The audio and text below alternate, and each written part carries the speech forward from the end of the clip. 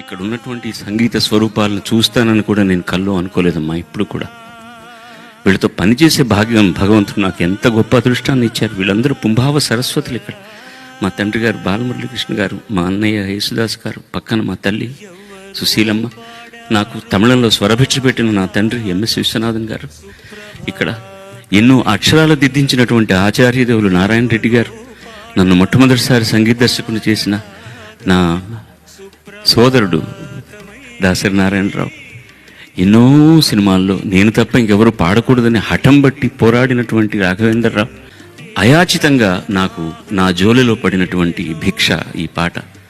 మా తండ్రి గారైనటువంటి ఎంఎస్ విశ్వనాథన్ గారు తప్ప ఎవరు కంపోజ్ చేయగలరు ఈ పాటని? ఇలాగా ఎవరు చేయగలరు ఇంత గొప్పగా పాట? ఆర్ద్రం అవడానికి కారణం ఏంటంటే అందరం కూడా ట్వైలైట్ జోన్లో ఉన్నాం అన్నమాట. చిన్న కృతజ్ఞత పుష్పంగా నేను భావిస్తున్నాను.